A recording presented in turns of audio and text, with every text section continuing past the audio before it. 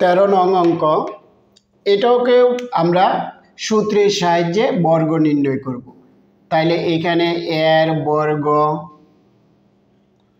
লিখে তারপরে সমান চিহ্ন দিয়ে x plus Y square minus Z তার হোল স্কোয়ার দিয়ে বর্গ দিব। এবার এটাকে এ বানাবো, এটাকে বি বানাবো। তাহলে সেকেন্ড ব্র্যাকেট ব্যবহার করলাম, X square plus Y square. এটাকে বানাইলাম আমরা এ মাইনাস জেডকে বানাইলাম বি তার হোল স্কোয়ার।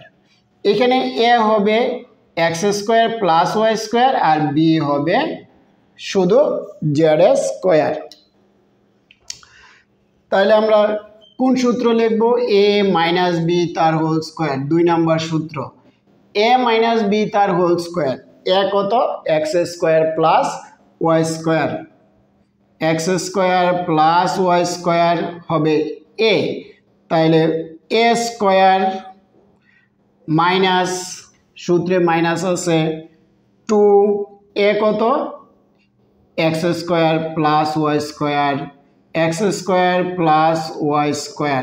এটা হলো এ, এ মানে এটা স্কোয়ার হবে না কিন্তু এখানে, ইন্টু বি হবে Z square plus A square minus 2ab plus B square. B কত? Z square. এটার উপরে আবার স্কোয়ার দিতে হবে, শুধু বিটা কিন্তু জেড স্কোয়ার, বারবারই এটা মনে রাখতে হবে। এবার আমি যদি এটাকে নাই মনে করি তাহলে কি হবে? এটা আবার এ প্লাস বি তার হোল স্কোয়ারের সূত্র পড়বে। এটা হবে এ, এটা হবে বি। তাহলে এ প্লাস বি তার হোল স্কোয়ার। এবার 1 নম্বর সূত্র ব্যবহার করতে হবে।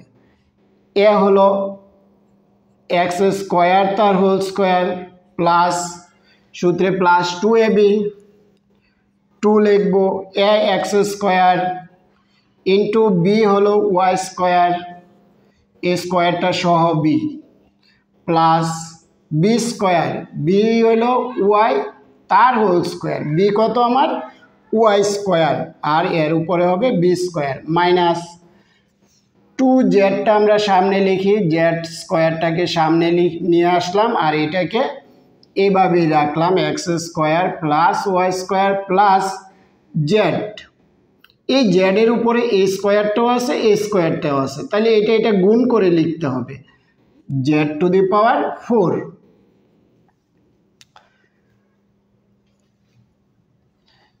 এবার আমরা ব্র্যাকেট উঠাবো, এক্স 4 হবে, এটা গুণ করতে হবে, 2 গুণ করলে 4, X to the power 4 plus 2 X square Y square plus Y to the power 2 গুণ করলে 4 মাইনাস 2 জেড স্কোয়ার দ্বারা এক্স স্কোয়ারকে গুণ minus 2 X square Z square, তারপরে এ মাইনাস দ্বারা এ প্লাসকে গুণ করতে হবে, প্লাসে মাইনাসে মাইনাস, 2 দ্বারা যদি গুণ করি 2 হবে ওয়াই স্কোয়ার আর আছে জেড স্কোয়ার, পরে আছে plus Z to the power 4। এবার আমরা সাজিয়ে লিখব, X to the power 4 Y to the power 4 plus Y to the power 4 plus Z to the power 4 plus Z to the power 4, পরে plus 2 X square Y square, পরে minus 2 X square Z square আর আছে minus 2 Y square Z square. এটি answer দিয়ে দিতে হবে প্রতিটা অঙ্কের শেষে সংক্ষেপে। 13 নং অঙ্কে এটাকে বর্গ করতে বলছে, আমরা বর্গ করার জন্য সাজিয়ে লিখব এ মাইনাস 2b, এটাকে আমরা এ বানাবো আর এটাকে বি বানাইলাম, ব্র্যাকেট দিয়ে হোল স্কোয়ারটা দিয়ে দিব, একবারে আমাদের 2 লাইন হয়ে যাবে। তাহলে এটা হলো এ আর এটা হলো minus B, A minus B মানে 2 নাম্বার সূত্রটা আমাদের পড়বে, A square minus 2ab plus B square. তাহলে এ মানে হলো এ মাইনাস 2b তার হোল স্কোয়ার, এ মানে হলো এই সবটা এ স্কোয়ার মাইনাস 2a, এ লেখার সময় আমরা এটাকে ব্র্যাকেটে ব্যবহার করতে হবে, যদি ব্র্যাকেট ব্যবহার না করি এখানে তাহলে ভুল হবে, ইন্টু বি, বি হবে সি প্লাস সি স্কোয়ার।